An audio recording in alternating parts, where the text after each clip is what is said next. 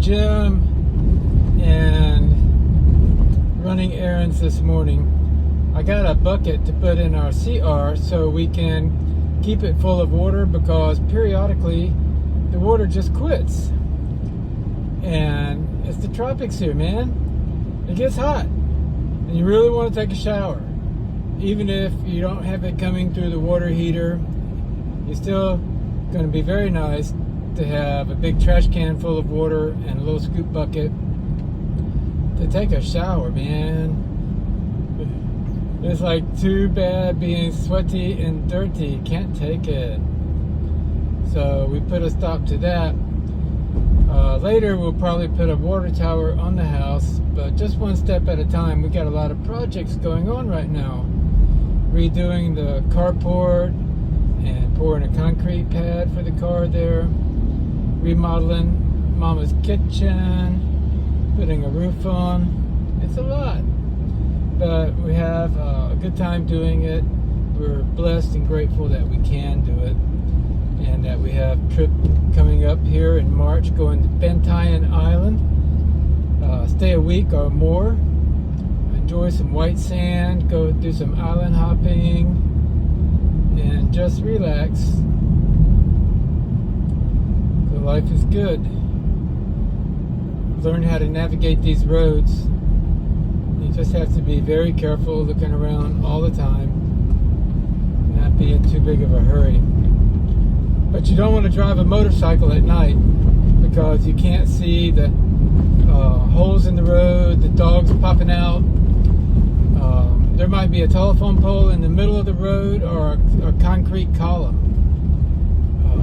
with no warning. So drive it, even in a car, driving at night is your own risk if you don't know the road very well. And then cars, motorcycles, and even small trucks and things, some don't have any lights at all. And not to mention, people just pull out. They don't look. They just pull out in the road and expect you to stop and avoid them. Sometimes it's difficult. And you never know what you're going to see. People driving on the wrong side of the road. You name it, you're liable to see it here. But I don't have to work. I'm living really comfortably on $2,000 a month. We got a little addition to her parents' house made. Erica's family is very nice. So we don't have rent. We just have electricity. Between 5,000 to 6,000 pesos a month for their house and our house, with running one split aircon 24/7. So that's living in good style here, with a nice CR, with a hot shower, a sweet, loving, beautiful wife. Can't ask for much more. Out here in the province has its advantages and its disadvantages. There's a lot of fresh air, nothing but sugar cane and green all around. The disadvantages are there's nothing to do except work on your house. The family and neighbors are nice, but they only speak Bisaya, not much English. And big pastime is training and fighting your chickens, other than working in the sugarcane fields and drinking. And I don't drink anymore. Gave it up when I got here. Improved my health. And my sweet wife, I don't know, life with her is so good. So drama free. I don't feel the need to drink. I don't even miss it anymore. That's all for now. See you guys later. Come visit us in the Philippines.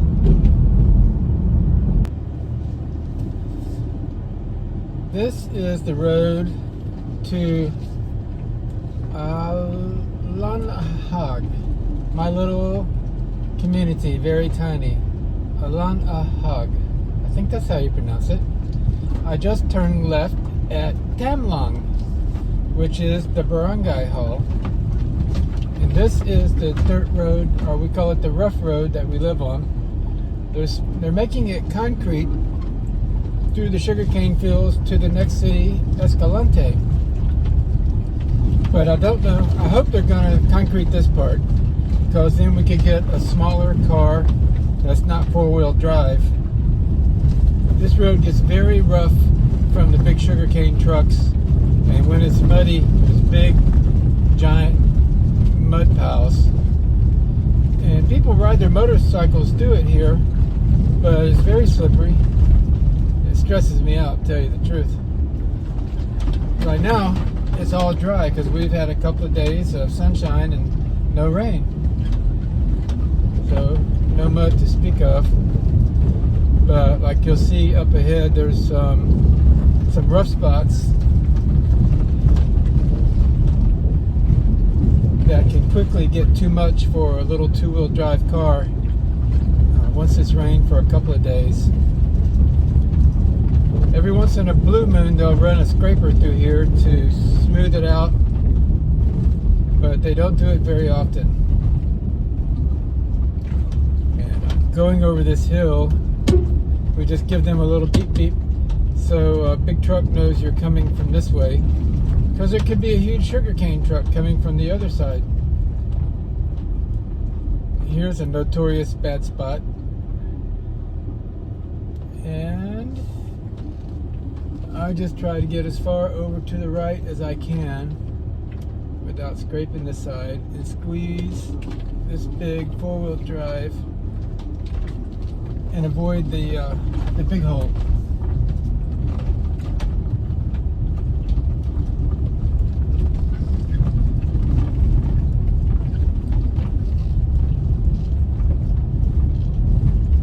Yeah, we're really looking forward to getting a better road here. But we're grateful that we have this car, because this rainy season has rained a lot. And if we didn't have this car, we would be stuck at home a lot more days. And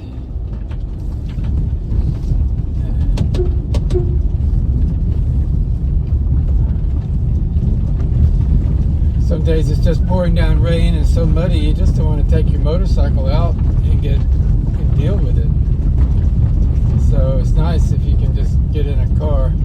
And you can see this dirt cloud ahead. That's another thing when you're on a motorcycle. But right now I'm in a car and I've got an air filter recirculating the interior air, so I'm not having to breathe that dust or get it all over me.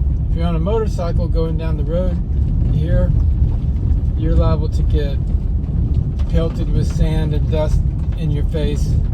By the time you get where you're going, you're pretty doggone dirty. And if you haven't protected yourself, you're breathing it in and getting it all in your eyes as well. The sugarcane trucks, they carry mud from these dirt roads out onto the paved road, and they kick it up. And it's just a big mess. There's places here where it's clean, some cities, but not too many. Even in Bacolod, they've got a lot of concrete roads, and it's a pretty good sized city. But it's not like an industrialized nation, like in a city in the USA or maybe Australia or Europe.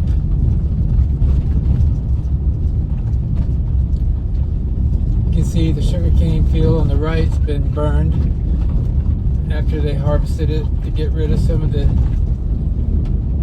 dead leaves. All this to the right was full of tall sugarcane just 2 months ago. It's all been harvested and replanted, getting ready for the next crop. And there is big caribou down there in the water hole, getting himself cooled off, enjoying the mud. You can see sugarcane on the left side that hasn't been harvested yet. Some people live in little houses like that, and like that one. put it together. It's just a little shack. Got a story to tell you about that one. The mom's been beat up, goes and comes back, got 7 children, and she just let her 12-year-old get impregnated by a 31-year-old man. I don't know why she agreed to such a thing, but I'm sure he must have gave them some money. I think a social worker found out about it and has taken the girl into her home, but already pregnant at 12 years old. It happens a lot here in the province. They have nothing to do. Here I'm getting into my little neighborhood. There are some nicer houses on this road, and my wife's parents' house is one of the better ones, and we're improving it right now by building a carport and a new roof on the kitchen, remodeling the kitchen. So motorcycles on the right from the workers. We just chopped down a mango tree. Now we gotta find a spot to pull over.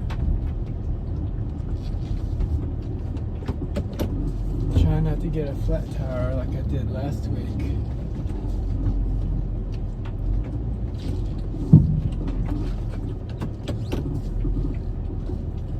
We'll see. Talk to you later.